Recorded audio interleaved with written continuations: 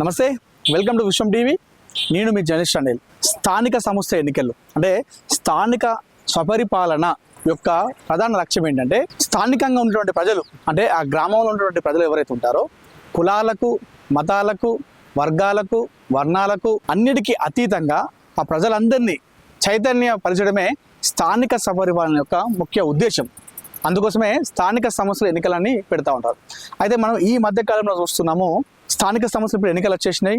So అటు sarpanch, MPDC, ZPDC ఇవన్నీ ఎన్నికలు వచ్చేసినాయి. ఈ నేపథ్యంలో చాలా చూస్తున్నాము, చాలా గ్రామాలలో ఏకగ్రీవాల పంచాయతీ నడుస్తూ ఉంది.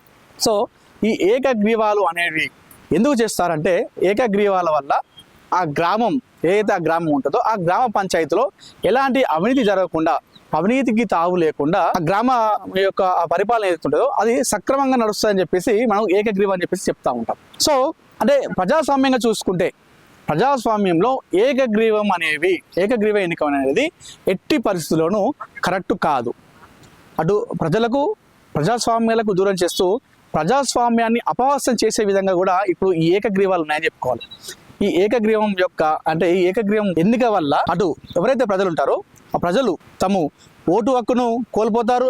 ఓటు వేసేటువంటి అధికారం ఉండదు ఏకగ్రీవం ఎన్నిక అయిపోయిన తర్వాత. అదేవిధంగా ఎవరైతే తమకు నచ్చినటువంటి ప్రజాప్రతినిధి ఉంటాడో వారికి ఓటు వేసేటువంటి అవకాశం ఉండదు.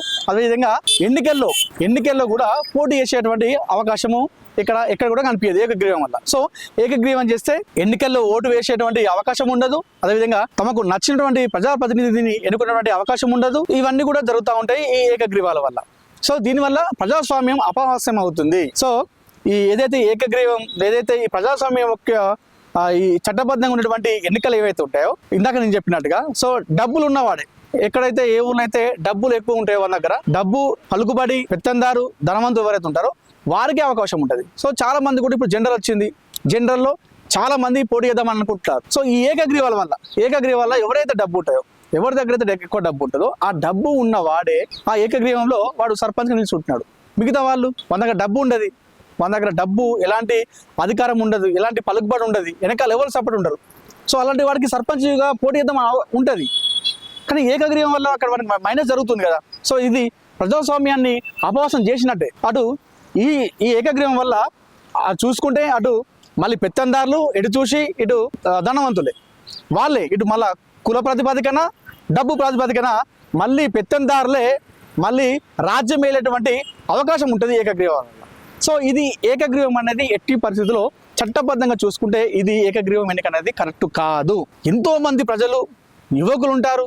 సో వాళ్ళ దగ్గర డబ్బులు ఉండవు, కానీ వాళ్ళ గ్రామానికి ఏదో చేద్దామని తపన ఉంటుంది. వాళ్ళ దగ్గర డబ్బులు ఉండవు.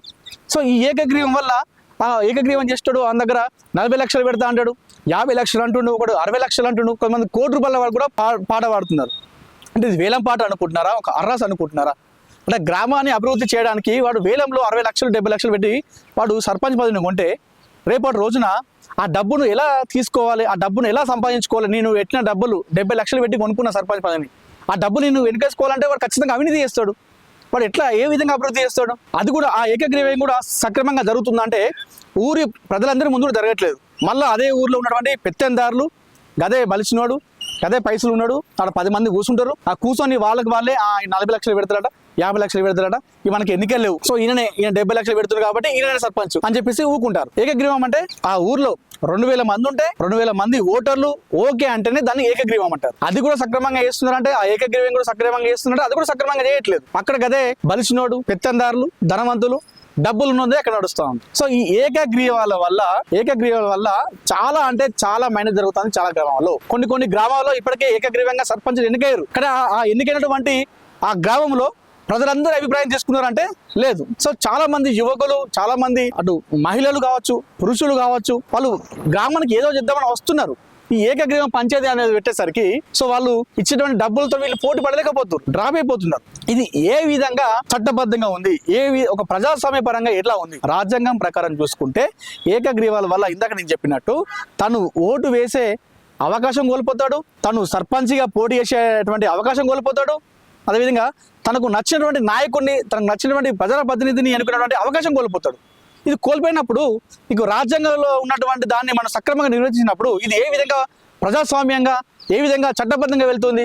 సో ఇది చాలా మంది ప్రజల్లో, ఇది చాలా గ్రామాల్లో చాలా మంది ప్రజలు దీన్ని ప్రశ్నించాలి. సో సైలెంట్ అయిపోతున్నారు. 40 లక్షలు ఇచ్చి, 50 లక్షలు ఇచ్చి, 60 లక్షలు ఇచ్చేగానే సరే ఇతనే సర్పంచ్, ఇతను ఎక్కువ ఇస్తాడని చెప్పేసి వేలంపాట వాడతారు. ఒక దగ్గర కూర్చుంటారు, అక్కడ గ్రామ పంచాయతీలో లేకపోతే ఒక గుడి కన్నా కూర్చుంటారు. అది కూడా మొత్తం లేరు. ఇందాక నేను చెప్పినట్టు గ్రామంలో అందరూ వస్తలేరు. గాల్లో ఎవరైతే ఉంటారో, ఎప్పుడు సర్పంచ్ అయ్యేటోళ్ళు, ఇప్పుడు మళ్ళీ ఎంపీటీ సైడ్ వాళ్ళు, మాజీలు గాల్లే కూర్చుంటారు. గాల్లే కూర్చొని వాళ్ళే అరెస్ట్ పాట పడతారు, వేలం పాట పడతారు. చలో నువ్వు 40 ఇస్తావా, నువ్వు 50 ఇస్తావా, నువ్వే సర్పంచ్ అంటారు, ఊకుంటారు. ఏకగ్రీవం అంటే ప్రజలందరూ ఎంతమంది ఓటర్లు ఉంటే ఆ ఓటర్లు అందరూ అక్కడ కూర్చొని వాళ్ళ అభిప్రాయం ఓకే మాకు ఇతను అంటే అప్పుడు దాన్ని ఏకగ్రీవం అంటారు. కానీ ఎవరు డబ్బులు ఎక్కువ ఇస్తే వాడు ఏకగ్రీవం చేస్తుంది అంటే ఈ మధ్యకాలంలో కొంతమంది నాయకులు కూడా మీ ఊర్లో ఏకగ్రీవం చేస్తే మా తరపున, పార్టీ తరపున 50 ఇస్తాము, 30 లక్షలు ఇస్తాము, 20 లక్షలు ఇస్తాము. ఇదా ఒక రాజ్యాంగానికి రెస్పెక్ట్ ఇవ్వనప్పుడు, ఒక ప్రజాస్వామ్యబద్ధంగా మనం వెళ్ళినప్పుడు నాయకుడు ఎలా అవుతారు? ఏ నాయకుడు అయినా సరే. సో ఏకగ్రీవం అనేది నేను తప్పు అనట్లేదు. ఏకగ్రీవం కావాలి. ఏకగ్రీవం అయితే అక్కడ అవినీతికి తావు ఉండదని చెప్పేసి మనం అంటూ ఉంటాం. ఆ ఏకగ్రీవం ఎప్పుడు కావాలి? గ్రామ ప్రజలందరూ కూర్చొని అందరూ ఓకే అంటేనే అది ఏకగ్రీవం అవుతుంది. పెత్తందారులు కూర్చొని, ధనవంతులు కూర్చొని, పైసలు ఉన్న వాళ్ళు కూర్చొని మాట్లాడుకుంటే అది ఏకగ్రీవం అనేది అసలుకే కాదు. వాడు ఇప్పుడు 40 లక్షలు, 50 లక్షలు, కోటి రూపాయలు ఇచ్చి డబ్బులు పెట్టి సర్పంచ్ పదవిని కొనుక్కున్నాడు. రేపు అవినీతి చేయడాన్ని నువ్వు ఎలా అనుకుంటావు? గ్యారెంటీగా అవినీతి చేస్తాడు. వాడు చేసిన దాన్ని పోగా ఆ డబ్బులు ఎలా సంపాదించుకోవడం కాకుండా ఇంకెక్కువ సంపాదించుకోవడం ఆలోచన తప్ప, ఆ దురాశ తప్ప ఇంకే విధంగా అభివృద్ధి చేద్దామని చెప్పేసి ఉంటది. సో అభివృద్ధి చేద్దాం అనుకున్నాడు, వాడు పోటీ చేస్తాడు. మీ గ్రామానికి ఇది చేస్తా, నేను గ్రామంలో ఈ సమస్యని తీరుస్తా అని చెప్పేసి బయటకు వస్తాడు, ముందుకు వస్తాడు. సో నా ఉద్దేశంలో అయితే ఏకగ్రీవ ఎన్నిక అనేది కొంత ప్రకారం ఒక సర్టెన్ టైంలో అది ఓకే అయినప్పటికీ ప్రజాస్వామ్య పరంగా, చట్టబద్ధంగా ఏకగ్రీవ ఎన్నిక అనేది ఎట్టి పరిస్థితుల్లో కరెక్ట్ కాదు. రాజ్యాంగానికి మనం రెస్పెక్ట్ ఇచ్చినట్టయితే కానే కాదు. దీనివల్ల మనం చాలా కోల్పోతాం. చాలా గ్రామాల్లో ఇబ్బంది పడాల్సి వస్తుంది. గతంలో ఎంతో మంది ఏకగ్రీవాలు అయినటువంటి సర్పంచులు ఉన్నారు. వాళ్ళకి ఇప్పటికి కూడా ఆ డబ్బులు రాలేదు. ఇందాక నేను అన్నట్టు 20 లక్షలు, 30 లక్షలు ఇస్తామని చెప్పి చాలా మంది అన్నారు కదా పార్టీలు, గతంలో ఉన్నటువంటి ఆ ప్రభుత్వాలు. ఇప్పటికి వాళ్ళకి రూపాయి బిల్లు కూడా రాలేదు. ఆ బిల్లులు ఇప్పటికీ రాలేదు. దానివల్ల అటు పోటీ చేసిన లాస్ అవుతాడు, గ్రామస్తులు లాస్ అవుతాడు. సో చట్టబద్ధంగా లేని, ప్రజాస్వామ్యబద్ధంగా లేనటువంటి ఏకగ్రీవ ఎన్నిక అనేది ఎట్టి పరిస్థితుల్లో కరెక్ట్ కాదు. ప్రజలు చైతన్య పడాలి. వాళ్ళు రాజకీయాలు ఎదగాలంటే మాత్రం ఖచ్చితంగా ఎన్నిక అనేది జరగాలి. అది రాజ్యాంగం ప్రకారం అయితే జరగాలి. సో సర్పంచ్లకి జీతం వచ్చేసి 8,000 సంథింగ్, ఇంతే, ఒక 10,000 లోపే ఉంటుందంట. 5 సంవత్సరాల వరకు చేసినా కూడా నీకు అంత డబ్బులు అనేది రావు. మరి ఏ విధంగా 40-50 లక్షలు ఇచ్చి కొంటా అనుకుంటున్నాడు అంటే ఇందులో ఎంత అవినీతి చేద్దాం అనుకుంటున్నాడు, ఇప్పుడే ప్లాన్ చేసుకుంటున్నాడు. ఎంత అవినీతి చేస్తే ఆ డబ్బులు ఇంకెక్కువ వస్తే, అవినీతి చేస్తే ఇంకెంత ఎక్కువ వస్తాయి అని చెప్పేసి ఆ ఆలోచన ఉంటే పోటీ చేస్తా ఉన్నాడు అనేది మనం అర్థం చేసుకోవాలి. ఏకగ్రీవం అనేది గ్రామస్తులు ఒప్పుకోవద్దు. సో అది ఏకగ్రీవం కూడా మంచి యువకుడు లేక చదువుకున్నవాడు, ఒక తెలివి ఉండి గ్రామ అభివృద్ధి పైన తనకు ఒక అవగాహన ఉండి సో ఇవన్నీ చేస్తా అని చెప్పేసి వస్తే ఖచ్చితంగా మీరు పట్టం కట్టండి, ప్రాబ్లం లేదు. కానీ గ్రామాలను కూడా, సర్పంచ్ పదవులను కూడా అర్రస్ పాడినట్టు, వేలం పాట పాడితే అది ఎక్కడ ఉన్నాం మనం, ఏ లోకల్ ఉన్నాం మనం. సో ప్రశ్నించాల్సినటువంటి గొంతుకలు కూడా మూగోబోయి కూర్చుంటే ఇలాంటి జరుగుతూ ఉంటాయి గ్రామాల్లో. సో ఏకగ్రీవం అయితే మాత్రమే గ్రామాల్లో ప్రశ్నించండి యువకులు. సో మీ గ్రామానికి ఏం కావాలో అవి చేస్తా అంటే ఒక పేపర్ మీద రాసుకోండి. డబ్బులు 40 లక్షలు, 50 లక్షలు ఇస్తా అంటే అవసరం లేదని చెప్పండి. మా గ్రామంలో లైబ్రరీ లేదు, మా గ్రామంలో ఒక స్కూల్ లేదు, మా గ్రామంలో ఒక మోరి కరెక్ట్ లేదు, మా గ్రామంలో సరైన రోడ్డు లేవు. ఇది మీరు మంచిగా చేస్తారా? ఇది చేస్తా అంటే మీ ఏకగ్రీవంగా మేము ఓటేస్తాం, మీ ఏకగ్రీవం ఎన్నుకుంటాం అని చెప్పి చెప్పండి డైరెక్ట్ గా.